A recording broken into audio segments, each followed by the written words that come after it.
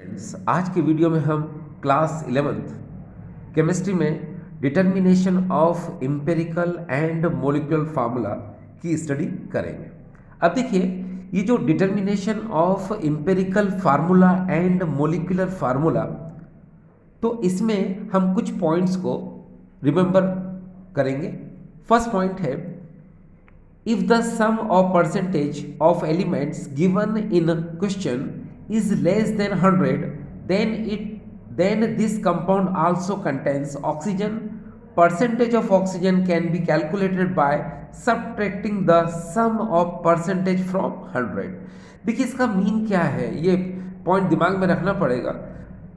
किसी क्वेश्चन में आपको एटम और एलिमेंट के परसेंटेज उन्होंने दिए हैं। देखिए कैसे, सपोज कार्बन का यहाँ परसेंट दिया है आपको 60, हाइड्रोजन का दिया है 40। अगर इनका आप सम करते हैं तो सम यहाँ पर हो रहा है 100। इसका मतलब ये है कि इसमें नो ऑक्सीजन, इसमें ऑक्सीजन प्रेजेंट नहीं है। अगर मान लो आपको कार्बन का परसेंट 40 दिया हुआ है, हाइड्रोजन का परसेंट 30 दिया हुआ है, इसका अगर आप सम करेंगे तो यहाँ 70 आ रहा है, यानी कि टोटल 100 नहीं आ रहा है। कितना आ रहा है डियर? 70। इसका मतलब क्या निकला कि इसमें ऑक्सीजन है। तो ऑक्सीजन का परसेंटेज निकालने के लिए हम क्या करेंगे कि परसेंटेज ऑफ ऑक्सीजन लिखेंगे, और 100 में से ये जो सम है 40 30 का सम कितना है? 70। तो 100 में से जब 70 माइनस करेंगे तो कितना आएगा? 30%।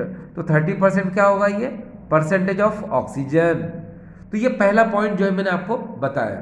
देखिए, इसके अंदर एक बात आपको दिमाग में रखना है कि सबसे पहले हमको नंबर ऑफ मोल्स यानी कि स्मॉल एन फाइंड करना होता है। उसके लिए molar mass upon empirical formula mass, ये फार्मूला होता है। अब आपके पास अगर किसी क्वेश्चन में मोलर मास है तो ठीक है, और अगर उसने मोलर मास नहीं दिया तो वो आपको वेपर डेंसिटी देगा। तो आप क्या करोगे? वेपर डेंसिटी में 2 का मल्टीप्लाई कर देना, तो आपको क्या ऑब्टेन हो जाएगा? Molar mass. क्लियर? चलिए, अब यहां से हम आगे की तरफ चलते हैं।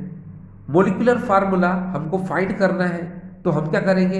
ये जो एम्पिरिकल फार्मूला है इसमें, और यहां से जो हमने नंबर ऑफ मोल्स फाइंड किए हैं, इन नंबर ऑफ मोल्स को हम एम्पिरिकल फार्मूला में मल्टीप्लाई कर देंगे, तो क्या ऑब्टेन हो जाएगा हमको? Molecular formula.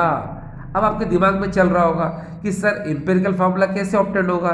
तो लिसन, हमेशा एक बात का ध्यान रखिए, एम्पिरिकल फार्मूला हमेशा टेबल से ऑब्टेन होता है। तो ये टेबल आपके सामने गिवन है, ये देखिए।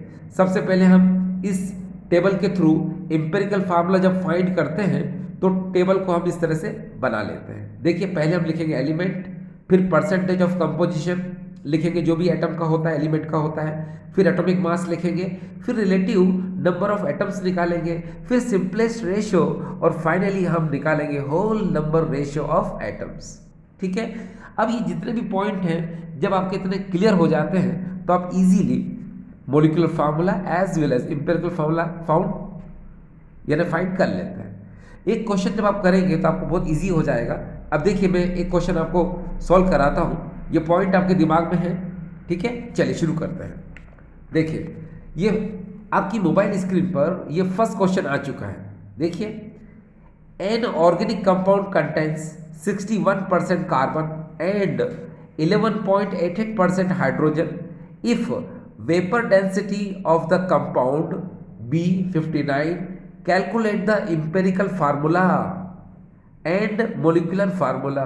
यानी कि इस क्वेश्चन में आपको empirical formula भी फाइंड करना है और molecular formula भी फाइंड करना है। ठीक, अब मैंने आपसे कहा था कि जब भी आप एम्पिरिकल फार्मूला या मॉलिक्यूलर फार्मूला डिटरमाइन करते हैं तो जो भी एलिमेंट के परसेंटेज गिवन होते हैं उनको हमेशा लिख लिया करो। ठीक है, चलो लिखते हैं।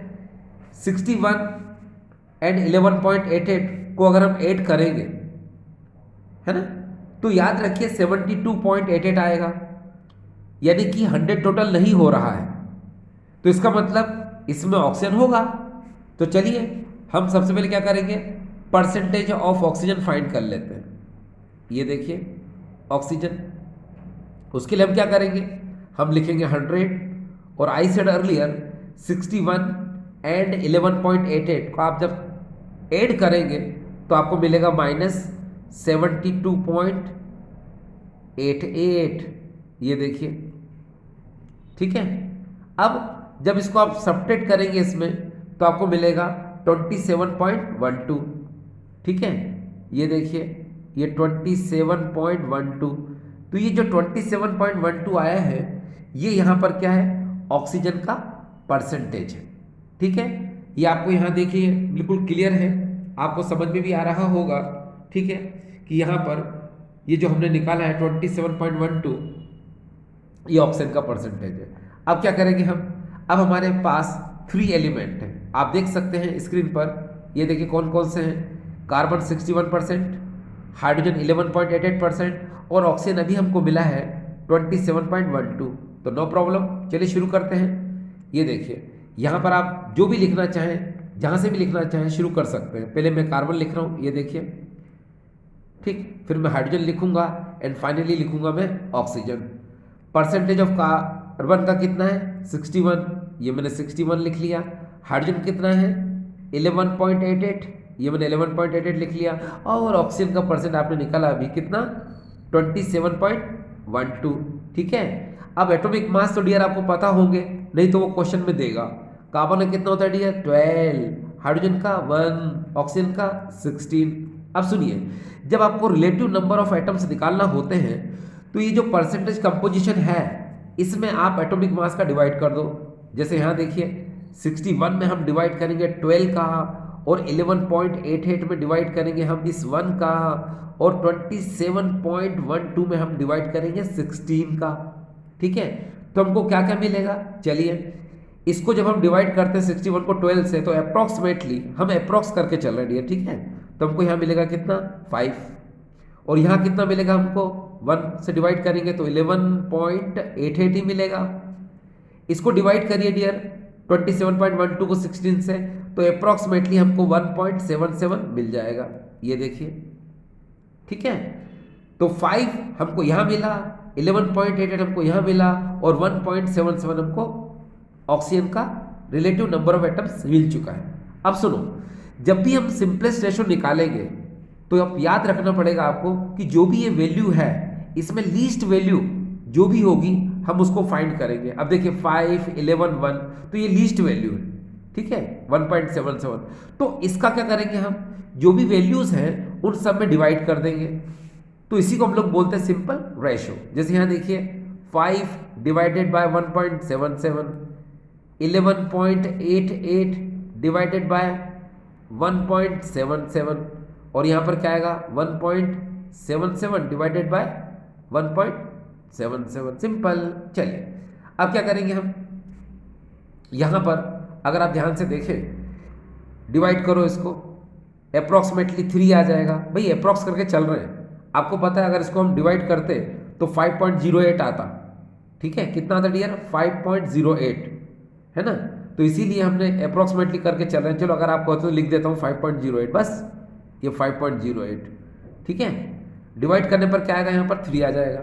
अब इसको डिवाइड करिए आप, है ना, तो इसको डिवाइड करने पर अप्रॉक्सीमेटली कितना आएगा डियर 7, इसको डिवाइड करने पर कितना आ जाएगा 1, ठीक है।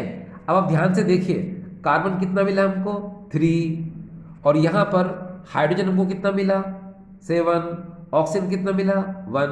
तो यही तो एम्पिरिकल फार्मूला है ना। तो चलिए हम यहाँ पर लिख देते हैं ये इम्पेरिकल फार्मूला, ये देखिए यहाँ लिख दिया मैंने एम्पिरिकल फार्मूला।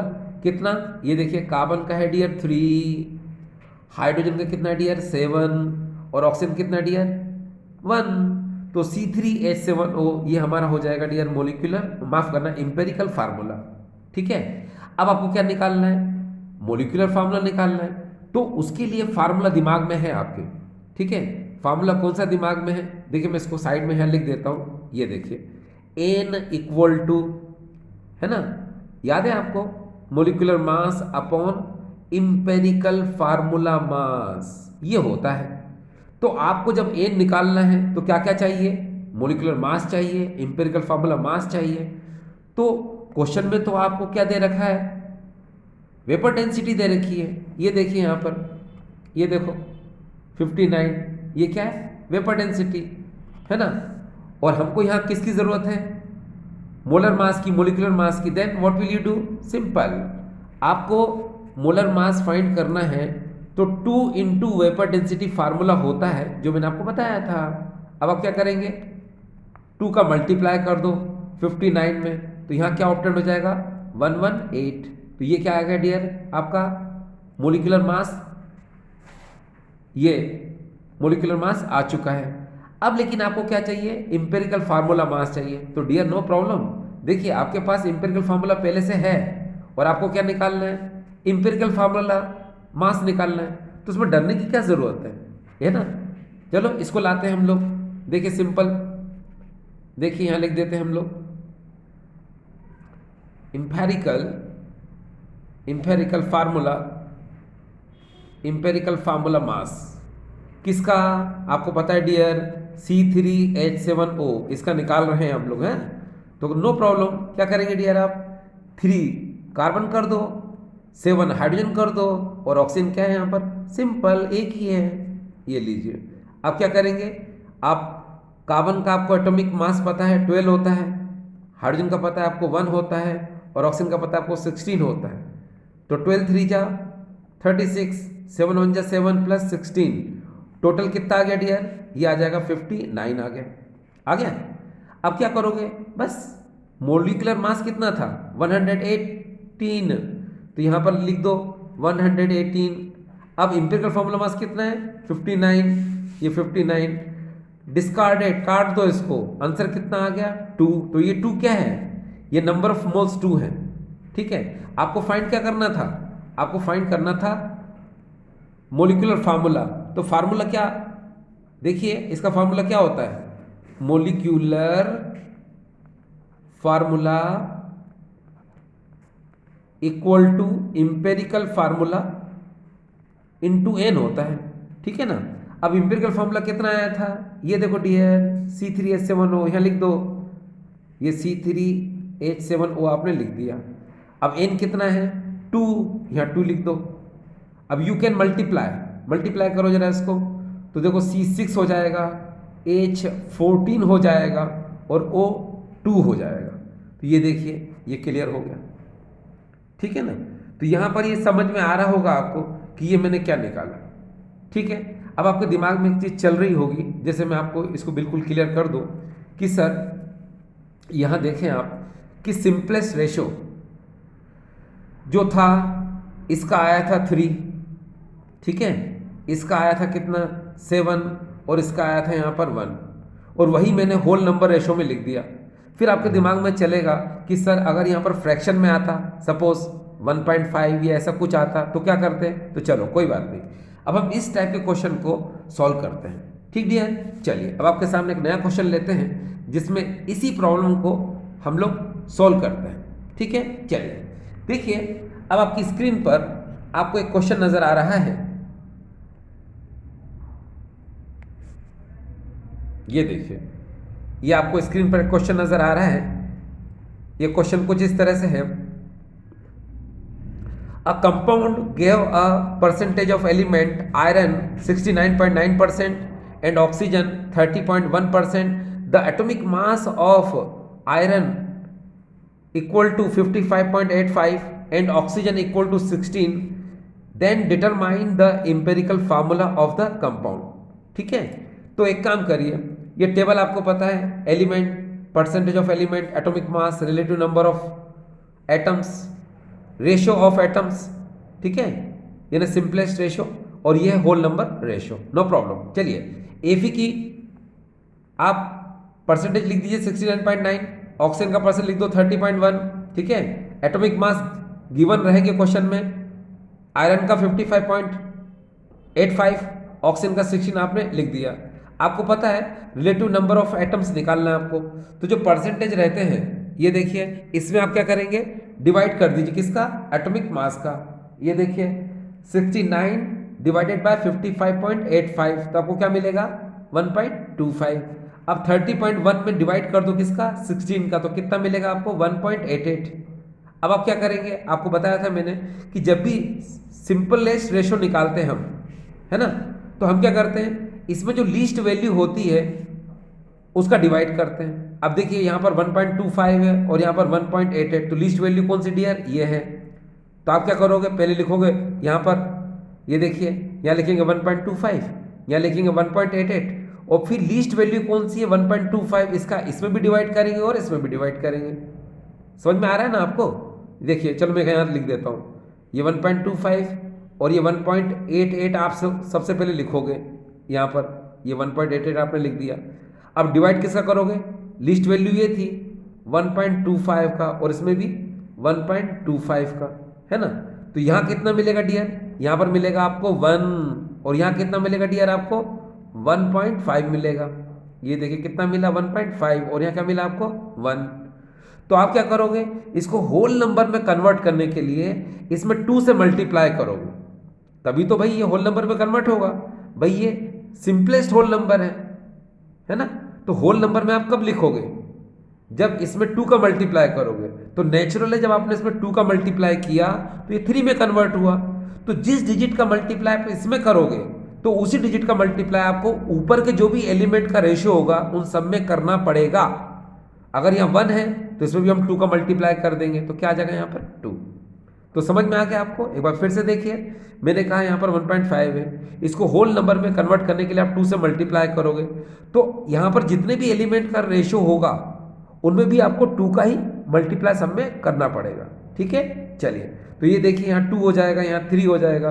अब इस तरीके से यहाँ पर Fe का 2, ऑक्सीजन का 3 आ चुका है। तो ये देखिए Fe2O3, तो यहाँ पर इंपेरिकल फार्मूला हमको कौन सा ऑब्टेन हो गया डियर, Fe2O3। तो यहाँ पर आपको ये क्वेश्चन मैंने समझाने की कोशिश की, आई होप आपको समझ में आया होगा। ठीक है।